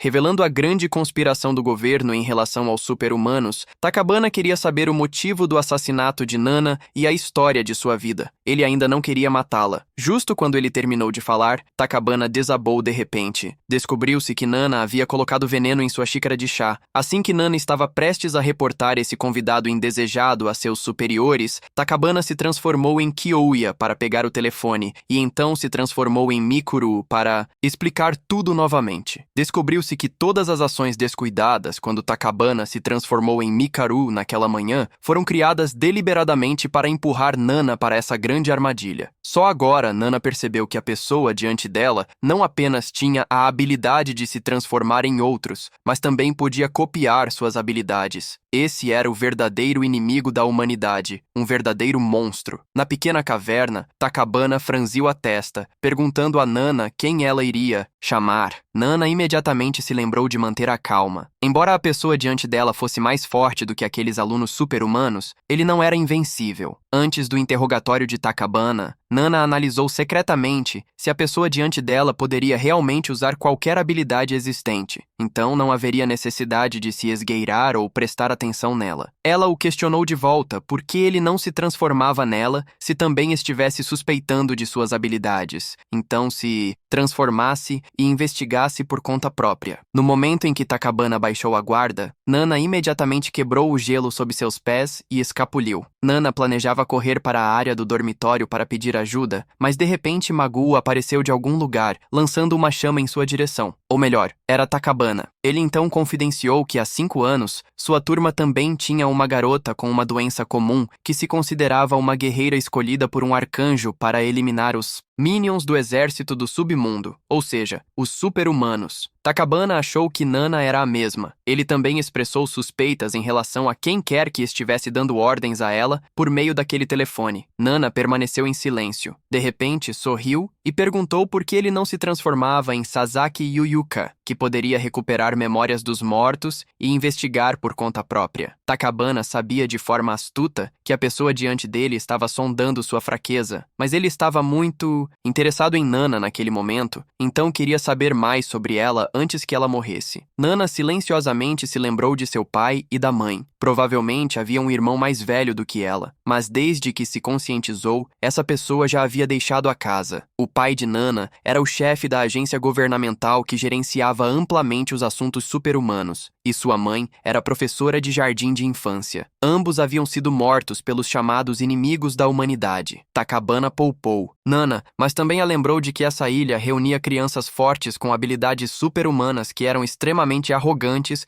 e nunca aprenderam o que era falhar. No entanto, os cadáveres aparecendo na escola haviam causado a emergência de muitas pessoas anormais. Takabana ajudou Nana a se levantar, aconselhando-a a ter cuidado com outros assassinos. Quando ela abriu os olhos novamente, Nana estava de volta ao dormitório onde Takabana a havia deixado, na porta de Mikiru. Nana deixou Mikiru viver temporariamente para garantir sua própria segurança, mas a inocente Mikiru Nana sentia que era tanto uma boa quanto uma amiga digna de pena. Nana explicou que seus pais foram mortos por inimigos da humanidade, então ela não tinha medo deles. Enquanto Mikuru foi ao banheiro, chorando por simpatia por ela, Nana se lembrou do dia em que carregou continuamente o corpo de seu pai para fora, implorando a todos por ajuda. Depois de chorar por um tempo, Mikuru voltou para pedir desculpas a Nana por tocar em suas feridas emocionais. Diante dessa amiga, Nana confidenciou que, naquela noite à meia-noite, um ladrão havia entrado em sua casa. Quando acordou na manhã seguinte, tanto seu pai quanto sua mãe já estavam mortos. Talvez um inimigo da humanidade tivesse assumido a forma humana para fazer isso. Nana olhou para essa amiga, lembrando-se continuamente de não se deixar abrandar, caso contrário, seria traída como na época. Nana continuou a dizer palavras dignas de pena e Mikuru concordou para encerrar a conversa com ela na sala de memórias dos estudantes falecidos. E Kyuya perguntou ao professor sobre os incidentes recentes da escola. O professor disse apenas que até o navio de suprimentos regular chegar novamente, a escola estaria temporariamente fechada. Eles só precisavam esperar por instruções. Kyuya solicitou que da próxima vez que a sede ligasse, o professor o conectasse. Nana se sentou no funeral, recordando seu passado. Naquele dia, os investigadores haviam perguntado e descobriram que, porque Nana esqueceu de fechar a janela, isso permitiu que o ladrão entrasse e cometesse seu ato. Naquele momento, Mikuru ao seu lado parecia indisposta. Nana percebeu que isso era devido ao uso excessivo de sua habilidade, o que encurtava sua vida. Ela anotou isso secretamente para uma investigação posterior. Aquela noite, no dormitório, Nana calculou secretamente o que fazer a seguir, já que atualmente, todos que a deixavam alerta já tinham ido para o céu. Takibana apareceu de repente em seu quarto, e os dois conversaram sobre a ferida nas costas de Nana do dia anterior. Ela continuou sondando Takibana, especulando que ele poderia usar as habilidades de quem se transformasse, mas também pagava o preço dessa habilidade. Takibana ofereceu sua fraqueza como troca com ela. Eles estavam no meio da conversa quando Mikuru bateu na porta, preocupada com sua ferida e querendo entrar para ajudá-la a vigiar. Takibana se transformou em um gato bem a tempo, para que Mikuru não descobrisse seu segredo. Nana observou Mikuru olhando ao redor de seu quarto e se perguntou se havia revelado alguma pista que pudesse levantar suspeitas. Mikuru então perguntou mais sobre a infância de Nana, mas ela não queria revelar isso. Takibana, em forma de gato, também queria ouvir. Ele mostrou empolgação, fazendo Mikuru querer ouvir mais. Depois de um tempo, Nana contou a ela que uma vez foi como as pessoas normais, com hobbies como jogar xadrez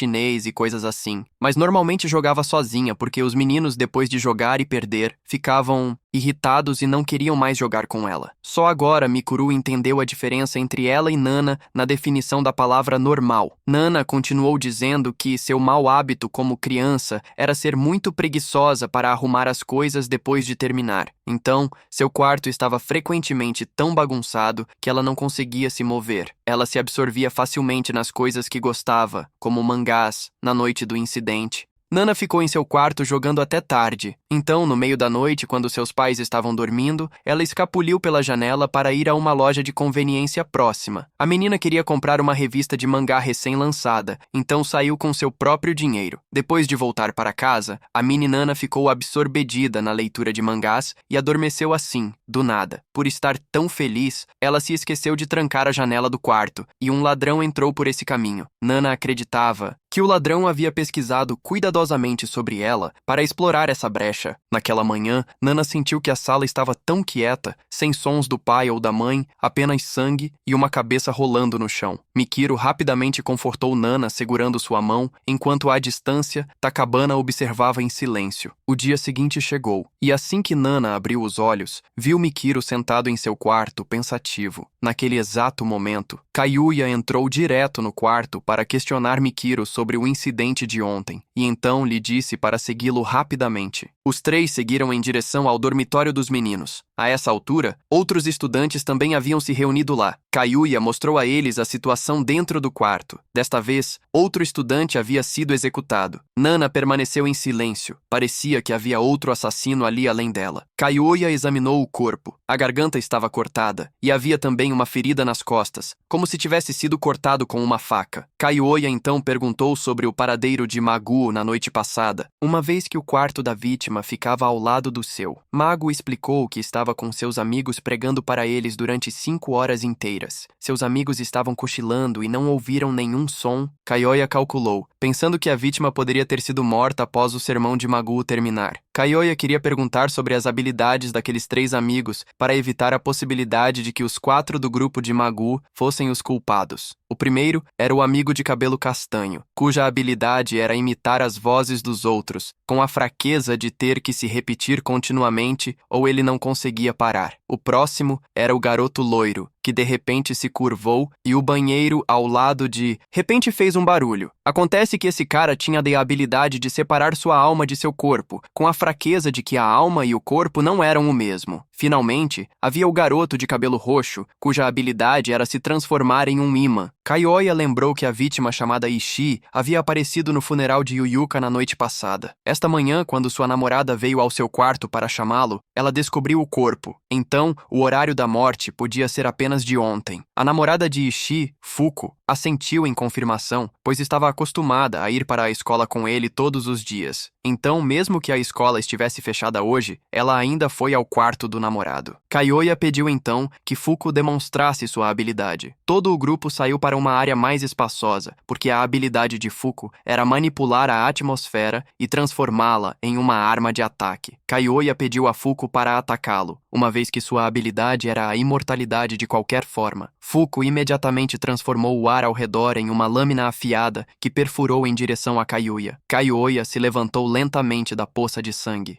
Essa habilidade era realmente muito forte. Fuko também disse que precisava estar do lado de fora para usá-la corretamente, pois em uma sala abafada, a habilidade não funcionaria bem. Nana e Kiouya ouviram isso e pensaram simultaneamente que a janela da cena do crime estava aberta naquele momento, permitindo que o vento entrasse. Naquele momento, o professor correu para informar que a sede havia ligando. Kiouya então dispersou a multidão para ir falar com a sede. Nana e Mikiro retornaram à cena do crime. Nana considerou a possibilidade de Ishii ter morrido enquanto tentava escapar da sala pela janela. Mikiro parecia novamente atordoada. O comportamento dessa garota, desde pela manhã, estava um tanto estranho, fazendo Nana se preocupar que a pessoa à sua frente havia ou descoberto algo ou estava simplesmente com problemas de saúde. Na cafeteria, Mikiro perguntou sobre os planos de Nana após a graduação. A própria garota disse que queria se tornar médica. Isso fez Nana baixar a guarda, pensando que os eventos recentes tinham feito Mikiro agir assim. Mikiro então convidou Nana para vir viver em sua cidade natal após a graduação, dizendo que poderiam até se tornar uma família. Nana de repente mostrou descontentamento e deixou a mesa, deixando Mikiro sozinha ali. Ao retornar para seu quarto, embora muito arrependida por mostrar suas emoções, Nana ainda suspeitava que Mikiro poderia estar tentando perguntar sobre algo mais. Naquele momento, o professor veio entregar um novo uniforme para ela. Assim que Nana o recebeu, lembrou-se de que o frasco de veneno que planejava usar para eliminar Takabana não estava ali. Ela imediatamente concentrou sua dedução em Mikiro, pensando que ela o havia encontrado enquanto cuidava dela, o que explicaria todos os comportamentos estranhos daquela manhã. Nana imediatamente se preocupou que o frasco de veneno tivesse sido dado a Kiouya. Justo então, Kiouya também apareceu, mas ele apenas perguntou se ela e Mikiro haviam brigado e se estava tudo bem para ela ir com ele ver Fuko. O professor, ao ver Kiouya, informou que em breve um alto funcionário do continente viria para fazer uma inspeção. Ouvindo isso, Nana se lembrou de acelerar a eliminação. Os dois foram até o quarto de Fuko para perguntar sobre seus whereabouts após o funeral de ontem. Fuko explicou que ela apenas tinha lido livros e antes da meia-noite, sua amiga íntima veio dormir na casa dela. Kiouya então perguntou sobre os hábitos da vítima Ishii, já que o relógio na sala estava programado para tocar às 5:00 am. Fuko assentiu. Ishii estava querendo emagrecer ultimamente, então precisava acordar cedo para correr e também iria dormir às 11 da noite. Ela acrescentou que recentemente eles estavam um tanto distantes, tendo estado juntos desde a infância, afinal. Após ouvir, Kiouya saiu para buscar mais informações da amiga de Fuko. Apenas Fuko e Nana permaneceram na sala. Fuko desabou em lágrimas, implorando a Nana que vingasse Ishii e eliminasse os inimigos da humanidade juntas. Saindo da sala, Kiouya perguntou a Nana o que ela havia notado. Nana, calmamente, disse algumas coisas de maneira casual. Acreditava que Fuko não era a culpada porque o funeral terminou às 7 da noite. Então Magu, no quarto ao lado, pregou por 5 horas até às 11, e durante esse tempo qualquer perturbação teria sido detectada imediatamente. Se fosse assim, o culpado teria que esperar até que o quarto de Magu terminasse de pregar antes de entrar, o que significava depois da meia-noite. Mas Fuko tinha um álibi para aquele horário.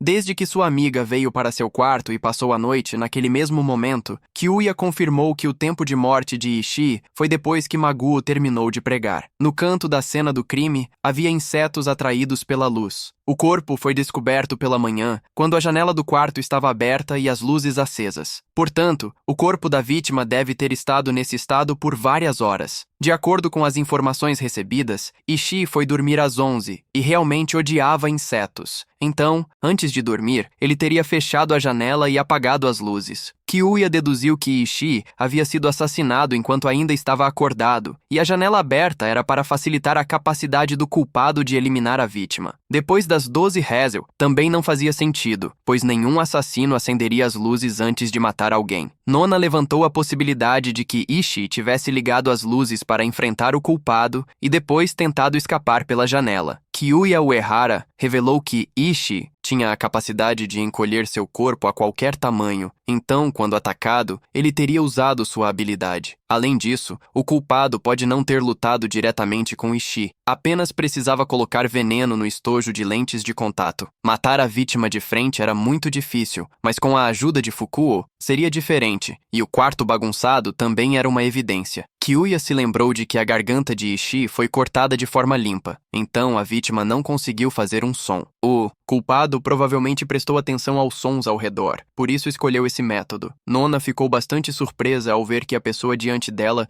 tinha uma habilidade analítica tão excelente. Kyuya não disse mais nada. Ele esperaria até encontrar o motivo de Fuku antes de prosseguir. Nona também se virou para sair, querendo investigar no quarto de Mikiru. Enquanto Mikiru estava tomando banho, Nona revirou o quarto. Embora tenha encontrado o uniforme antigo, não havia frasco de veneno. Ela também encontrou o diário de Mikiru, mas assim que estava prestes a abri-lo, Nona parou. Ela pensou que Mikiru era uma pessoa tão inocente que não escreveria nada muito sério ali. No diário, Mikiru escreveu em detalhes sobre a história de amizade delas, quase como se tivesse absoluta confiança em Nona. Justo quando estava se sentindo emocionada, Takabana apareceu no quarto com o frasco de veneno na mão. Ele devolveu o telefone e o frasco de veneno a ela, então a convidou para fazer uma refeição antes de ir embora. Takabana aconselhou-a a valorizar mais Mikiru, e também que a garota parecia estar se banhando há bastante tempo. Só então Nona apressadamente abriu a porta do banheiro, apenas para ver Mikiru desmaiada na banheira. Nona imediatamente correu para dentro e viu que Mikiru ainda estava respirando. Se ela deixasse Mikiru ali, a garota poderia morrer sozinha sem precisar que ela agisse, mas Nona não fez isso. Ela correu até lá e retirou o corpo de Mikiru da banheira. Mikiru deitou-se na cama com dificuldades para respirar, fraca e também mostrando sinais de desidratação. Nona imediatamente justificou suas próprias ações, dizendo que precisava salvar Mikiru para interrogá-la sobre o que havia acontecido. Ela rapidamente foi ao escritório do professor para encontrar um médico, mas o médico da ilha já havia voltado para o continente. Nona também notou que parecia não haver mais ninguém naquele quarto. O professor apenas fez desculpas,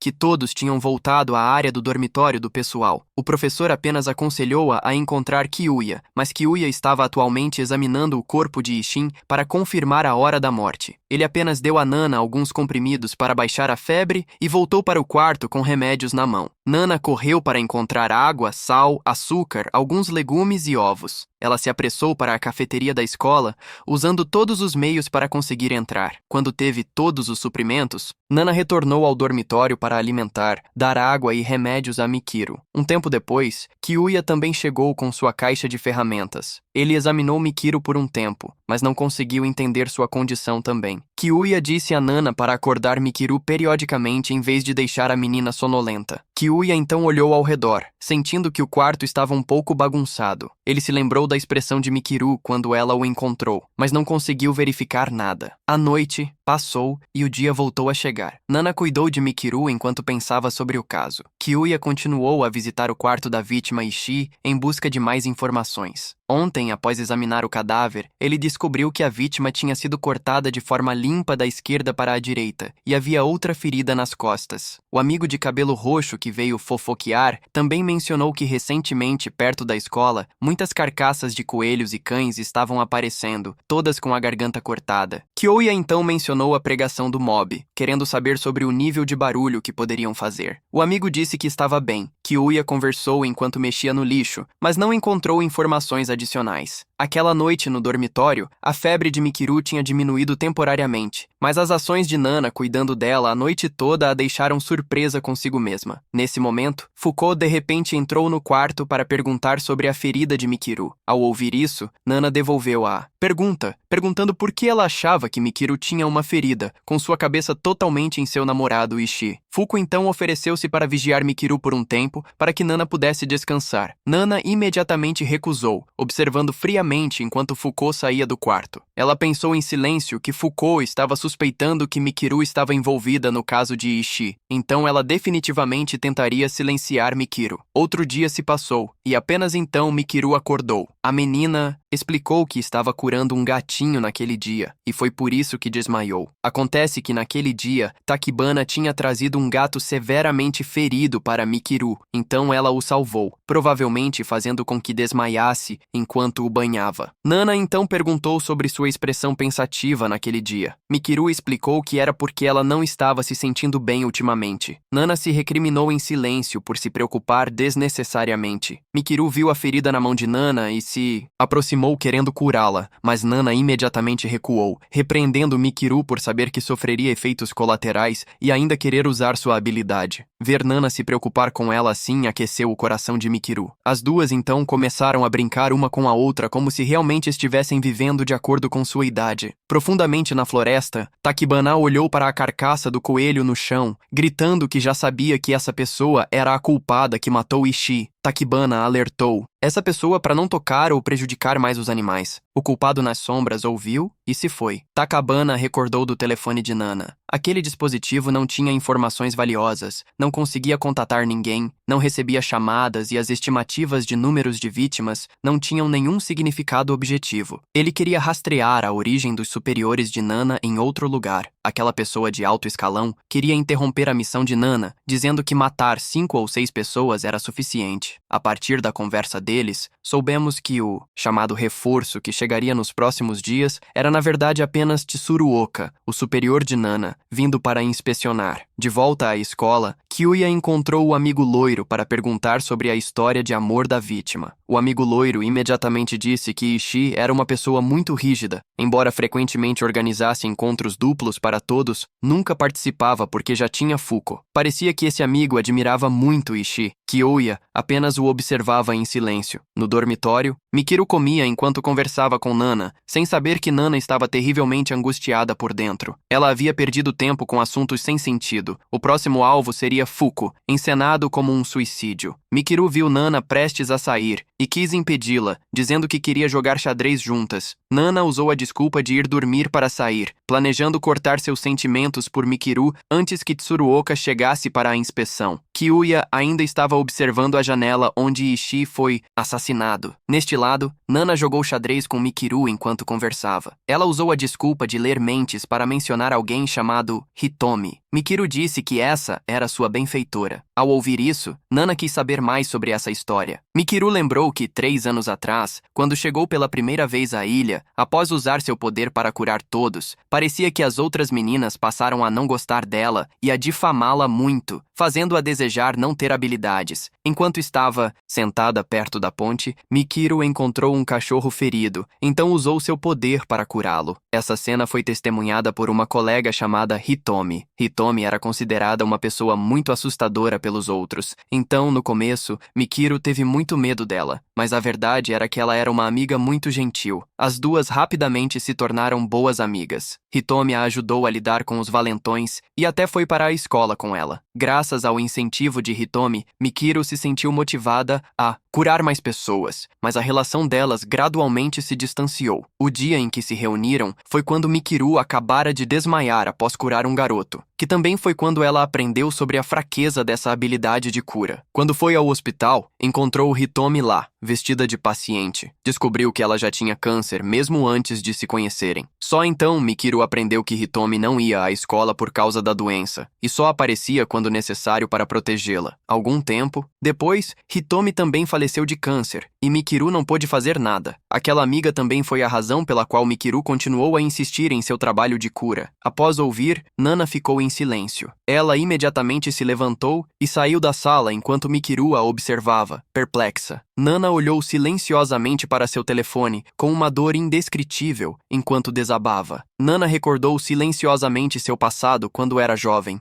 Depois de ter que viver com parentes após a morte dos pais, aquelas pessoas não eram boas também. Enquanto estava perdida em pensamentos, Mikiru entrou na sala. Ela confessou que tinha mentido naquela manhã. Miki tinha ido ver Kiuya porque havia algo sobre Nana que ela não conseguia entender, mas ainda não tinha dito nada. Nana pensou que Mikiru havia notado algo e estava suspeitando dela, mas Mikiru trouxe à tona a questão de seus pais. Mikiru pediu a Nana para tentar lembrar cuidadosamente do dia em que seus pais foram mortos. Ela pisou em algo naquele dia que machucou seus pés? Isso era muito importante. Ao ouvir isso, Nana ficou atordoada. Mikiru imediatamente explicou sua razão de forma alegre. O quarto de Nana naquele dia estava tão bagunçado que não havia nenhum lugar para pisar. Naquele dia, ela tinha ficado acordada até tarde jogando, então brinquedos com certeza estavam espalhados por todo o quarto. Nana também se lembrou com horror que realmente era assim, mas no dia seguinte o quarto já tinha sido completamente limpo. Mikiru disse feliz que isso significava que naquela noite seus pais tinham limpado o quarto de Nana para ela. Mas Nana imediatamente disse que não conseguia lembrar do passado com tanta clareza. Mikiru se lembrou do que tinha ouvido. Nana ficou chocada ao descobrir que seus pais tinham morrido depois de sair de seu quarto e ir para a sala de estar. Além disso, seus pais sempre lembravam a jovem Nana para arrumar as coisas. Então, como poderiam essas pessoas esquecer de fechar a janela ao limpar seu quarto? Nana não conseguia acreditar nessa verdade. Mikiru disse novamente que seus pais eram pessoas tão gentis. Eles deviam ter fechado a porta com cuidado e limpado sem a acordar. Nana ainda queria se culpar pela morte dos pais, mas Mikiru insistiu que não era culpa dela, aconselhando-a a deixar isso para lá, já que, afinal, quem realmente matou seus pais não foi Nana. Nana sentiu o abraço de Mikiru. Só agora entendeu por que Mikiru tinha aquele olhar pensativo por vários dias seguidos, apenas para encontrar uma maneira de confortá-la. Pensando sobre como suspeitou dessa amiga nos últimos dias, Nana se sentiu ainda mais culpada e também sentiu que a criança dentro dela estava sendo gradualmente curada. Mikiru apenas sorriu e a convidou para ver o navio de suprimentos que chegaria no dia seguinte. No dia seguinte, barracas com todos os tipos de roupas foram montadas do lado de fora para os alunos comprarem. Nana foi com Mikiru, mas ainda se sentia atordoada com os eventos de ontem. Ela estava olhando para uma caneta que queria comprar para Mikiru quando de repente Kiuya apareceu atrás dela. Ele havia encontrado o culpado e queria que Nana fosse com ele para ajudar. Inicialmente, Kiuya pensou que o motivo do culpado era a infidelidade de Ishi, mas depois de perguntar a outros amigos, parecia que não era o caso. Além disso, havia aqueles casos de dano aos animais também. Nana achou que continuar fazendo alegações sem provas provocaria o verdadeiro culpado. Kiuya olhou em direção a Fuko, pensando que se não encontrassem o culpado em breve, quem sabe quem mais poderia morrer. À tarde, Nana e Mikiru voltaram para o dormitório. Nana timidamente deu a Mikiru a caneta que estava de olho desde a manhã. Mikiru também ficou muito feliz e deu a Nana um travesseiro em troca. As duas conversaram alegremente. Nana também se desculpou por ter ficado brava com a amiga várias vezes, mas Mikiru não se importou. Os dois sorriram e conversaram entre si. Miki e Ryu até mencionou a guerra contra os inimigos da humanidade, despertando emoções complexas em Nana. De seu lado, Kiuya continuava a vasculhar o quarto da vítima. Ele tirou o uniforme ensanguentado de Ishi e o colocou na cama. Então resumiu tudo o que aconteceu naquela noite. Nana estava abraçando o travesseiro que Mikiru lhe deu quando Takabana apareceu do lado de fora da porta. Os dois conversaram novamente. Takabana mencionou Mikiru, deixando Nana alerta. Ele a lembrou que Mikiru havia seguido uma trilha até a praia. Ele havia se disfarçado de Magu para perguntar e soube que alguém a havia chamado para ir até lá para uma conversa particular, mas Mikiru não diria quem. Nana imediatamente perguntou preocupada sobre o endereço, querendo ir até lá, mas também perguntou de forma lúcida o que Takabana queria. Takabana queria que Nana usasse seu colar para que pudesse ajudá-la a resolver seus problemas. Sem muitas palavras, Nana imediatamente correu para a casa abandonada perto da praia, onde havia um pinheiro alto e distinto de acordo com as instruções dele. Ela sentia que algo estava errado. O assassino poderia ter chamado Mikiru para lá para lidar com ela. Nana queria pedir ajuda a colegas de classe, mas o tempo estava se esgotando, então decidiu encontrar Kiuya para obter assistência. Neste lado, Mikiru estava esperando embaixo do pinheiro quando algo cortou levemente sua bochecha. O assassino revelou a razão para matar. Aqueles cães e gatos, tudo que as pessoas chamavam de fofo, merecia ser destruído. Mikiru recuou assustada. Essa pessoa estava muito irritada por ela ter salvo o gato antes. E além disso, Mikiru era muito bonita, digna de ser morta. À luz fraca, Nana corria desesperadamente quando recebeu uma ligação de Tsuruoka perguntando sobre a situação. Tsuruoka mencionou o bônus que Nana receberia após completar a missão e continuamente tocou na dor do passado dela para lembrá-la de completar a missão. Nana imediatamente recuperou a compostura, não querendo se importar mais com Mikiru. Neste lado, Mikiru estava correndo assustada para a floresta. A voz ecoante do assassino ainda a seguia. Ela foi perseguida até a casa abandonada, seu rosto roxo com os hematomas, mas ainda acreditando que Nana viria para salvá-la. Com certeza, assim que uma faca voou em direção a Mikiru, Nana chegou a tempo para bloqueá-la por ela. Nana se desculpou com Mikiru por deixar as coisas chegarem a esse ponto. Ela havia planejado deixar o culpado ser Fuko, ou quem quer que fosse, mas inesperadamente isso envolveu Mikiru. O culpado era alguém que havia fingido ouvir os sermões de Magu enquanto usava seu corpo astral para sair e cometer o crime. Ele também era quem manuseava aquela faca afiada. Abrir a janela de Ishaya era para escutar os sermões de Magu e criar um álibi, além de permitir que o corpo astral retornasse a tempo naquele dia. Quando a janela foi aberta, Ishaya abaixou a guarda e o cara loiro cortou sua garganta em um só golpe, depois usou os sermões de Magu para direcionar a culpa para Fuko. O culpado era o cara loiro também chamado Tsurumigawa Rentaru. Ele não tinha medo de ser pego e até planejava continuar. Mikiru queria curar Nana, mas ela se segurou firmemente na pessoa ao seu lado. Rentaru continuou a esfaquear as costas de Nana para afastá-la. A pessoa que ele queria matar agora era Mikiru. Nana queria criar uma oportunidade para Mikiru escapar. Justo quando o próximo golpe desceu, Nana virou-se para pegar a faca que segurava o corpo espiritual de Rentaro, para que Mikiru pudesse fugir. Ao ver Mikiru não saindo, Nana imediatamente gritou e xingou Mikiru de idiota. Ela havia sido usada todo esse tempo, então por que ficar? Nana e esse cara eram do mesmo tipo, e ela também odiava pessoas como Mikiru. Mikiru saiu em lágrimas, com o coração partido. Só então Nana sentiu-se aliviada e soltou sua mão. Na verdade, não havia armadilha alguma. Nana riu de si mesma de forma zombeteira. Rentaro estava furioso por ter sido enganado e estava prestes a matar Nana quando de repente desabou de dor. Acontece que na escola, Kiouya havia chegado a tempo ao banheiro onde Rentaro estava escondido para lidar com ele. Voltando ao passado, Nana havia revelado discretamente que o culpado era Rentaro, e eles discutiram como lidar com aquele assassino. Se Kiouya fosse salvar Mikiru, não adiantaria, pois se o corpo espiritual fosse capturado, Rentaro poderia puxá-lo de volta para se proteger, então seria melhor que Nana fosse. Kiouya queria mobilizar toda a turma para ir, mas Nana continuamente arranjava desculpas de que apenas os dois precisavam agir. Retornando ao presente, Nana estava deitada silenciosamente em uma poça de seu próprio sangue, refletindo sobre a vida, sentindo que era apropriado cair ali, justo quando estava prestes a ascender ao céu. Mikiru apareceu de repente de algum lugar, usando novamente sua habilidade de cura. Nana sentiu-se voltando à vida